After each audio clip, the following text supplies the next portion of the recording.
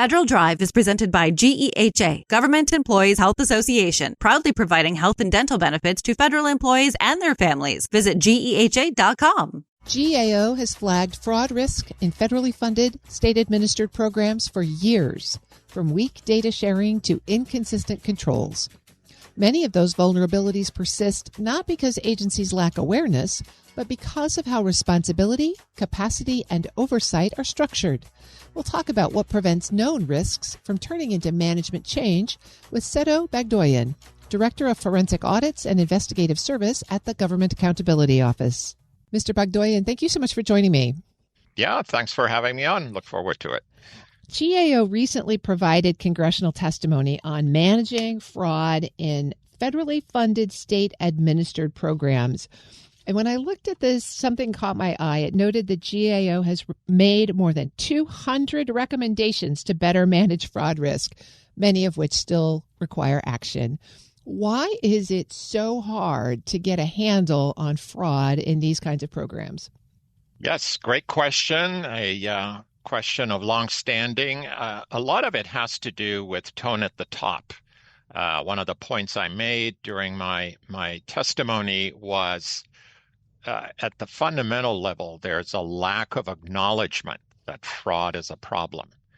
And that lack of acknowledgement drives everything else. The leadership attention to create a capacity to identify and manage fraud risks, and then make sure that that capacity is sustained over the long term, because fraudsters evolve much quicker than federal agencies or even the private sector, for that matter, can respond. So that is very important. Acknowledge this up front, not attack the auditors or YouTubers from the Minnesota experience, for example.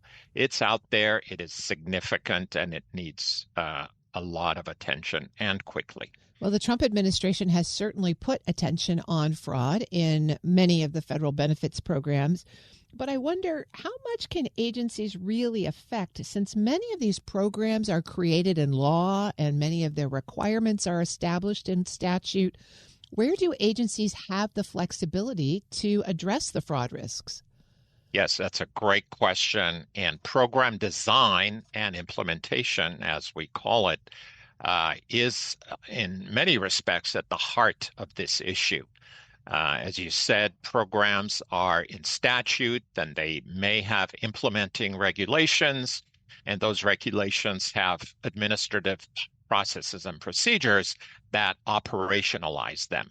So part of the problem is that agencies either too narrowly or too broadly interpret all those things.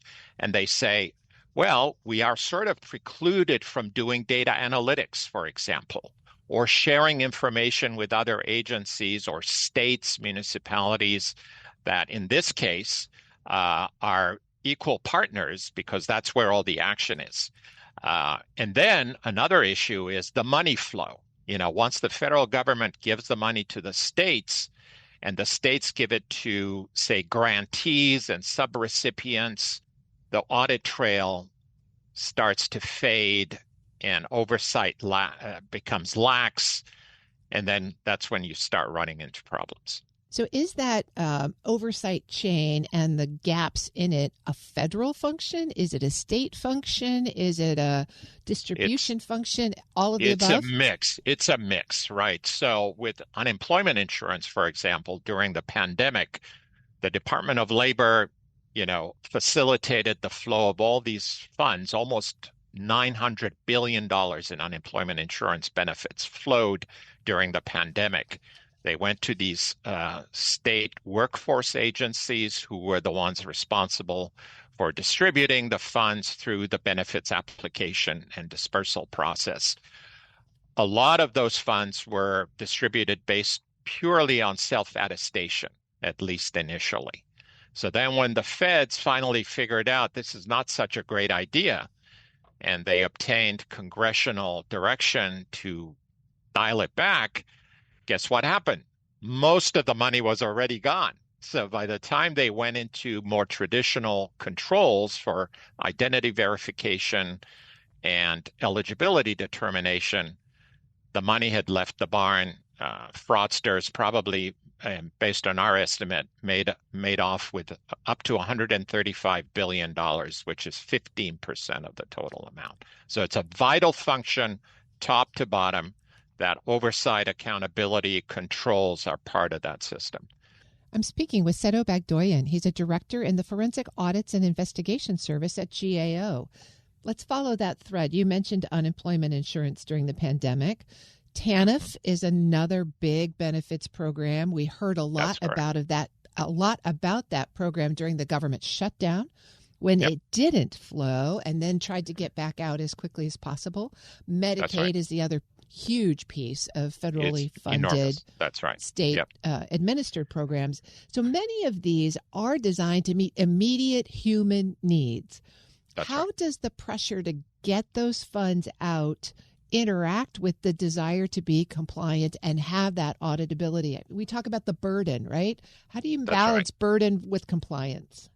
Yep. So that's another great question. It basically comes down to fundamentals of the capacity to manage integrity risks, fraud risks, if you will. So it is a very difficult trade-off. There's no doubt about it. But the more sophisticated your capacity to do the identity verification, eligibility determination, calculate the benefit, disperse it, and so forth, the better off you are not slowing down the benefit to the legitimate recipient. So there are ways, they're mostly technology and process and procedure based. We're not there yet. We're far from it. So the typical response is, oh my goodness, this is going to slow things down. We get pressure from the Hill. We get pressure from governors. Cut the checks. Don't worry about it. We will catch it at the end. Guess what? There is even less capacity at the end to catch any of this. That's the pay and chase model, right? Pay and chase. That's right. Yep. That's it. And it is as failed as self-attestation is at the front end. Let's just stick with those three big programs we just talked about, UI, TANF, and Medicaid. These programs are massive. They're already designed and implemented. The rules are out there. Every state has massive IT systems that they've built to be compliant. At this point, how do you go back and insert technology, if that's the way to fix this, or other sorts of process controls that can get a handle on fraud on the front end? Right. So, I mean, if it's statutorily driven, then obviously one of the fixes would be to amend the statutes to allow certain things and also to preclude bad things, allow good things like data sharing, data analytics, timely investigation, those kinds of things, and then eliminate or mitigate bad things like self-attestation, or we will catch them at the end type of mindset. So, and then relatedly, there are things that agencies and their partners at the state and municipal level can do in terms of reinterpreting certain things and saying, okay, well, are we sure that we can't share data, or are we sure that we can't analyze this against this and act decisively on the results? That's a problem. A lot of times they do data analytics in a fairly sophisticated way, depending on the state or the federal agency. And then when they see the results, it's like, holy cow, we just flagged hundreds of thousands of people who are potentially ineligible. What do we do now? So they don't do anything. They allow it all to happen. And then with the proviso of, we'll catch the real bad ones at the very end. Is this a problem that technology alone can solve, or do we need the right people with the right experience and the right amount of people to be doing making these kinds of judgment decisions? Yeah, absolutely. Technology is at the heart of it. Data analytics is at the heart of technology. But again, you also have to have the controls, the processes and procedures, as well as the desire to act decisively against the results. You can have very elegant data analytics that yield multiple flags of potential fraud, but if you don't act on those flags because of some sort of reluctance or a downstream capacity, if you will, nothing's really going to change. So when we have the people in the loop and they say, wow, if we could change this process, or if we could change this parameter, or if we could put this tool in place, we could get after fraud. That's Who right. in the structure has the power and the authority to say yes to that? You mentioned a lot of people who say no, we can't do that. But who has the authority and the power to say yes and then make it stick? Right. So, it's part of the administration, it's part of Congress, it's part of the accountability sector like GAO, the state auditors, the inspectors general. We all have to be, and it's my personal view, all have to be in sync. Now, the current president has made fraud a priority. He has various initiatives underway. There's a new division at DOJ, for example. The vice president is leading a separate effort. Certain cabinet secretaries have initiatives like Dr. Oz over at CMS with his 50-state Medicaid audit. Those are positive, constructive states or actions, but not only do they have to be integrated with the rest of the accountability sector, but also sustained over the long term. Say if the president's successor is from the other party in 2029, is that going to carry over, or are we going to go in a different direction? And again, as I said at the very beginning, when we were speaking earlier, this runs across administrations. Based on my 34 years at GAO, 12 years in the fraud business, I have yet to see it achieve reasonable assurance level that is also sustained across administrations. That's where we need to be. So it sounds like a thorough addressing of fraud is a little bit like turning the Titanic.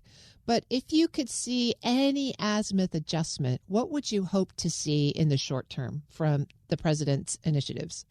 Yeah, I think from that aspect of it is, again, the acknowledgement that fraud is a problem. And that acknowledgement has to be pushed down, sometimes kicking and screaming, but hopefully in a accepting manner that, yes, we can't, as GAO has estimated, can't afford to lose over $500 billion a year to fraud and not say it's not a problem and play the percentage game, which is what OMB's reaction was to that estimate. Well, it's only 7% of the budget. And they played that percentage game, which is the reddest of red herrings for me. You apply small percentages to very large numbers, you get significant numbers, you roll all those up, and then you have a big fraud problem. I've been speaking with Seto Bagdoyan. He's director in the Forensic Audits and Investigative Service at GAO. Mr. Bagdoyan, thank you so much for joining me today. Yep, thanks. Great being on with you. We'll post this interview at federalnewsnetwork.com/Federal Drive. Subscribe to the Federal Drive wherever you get your podcasts.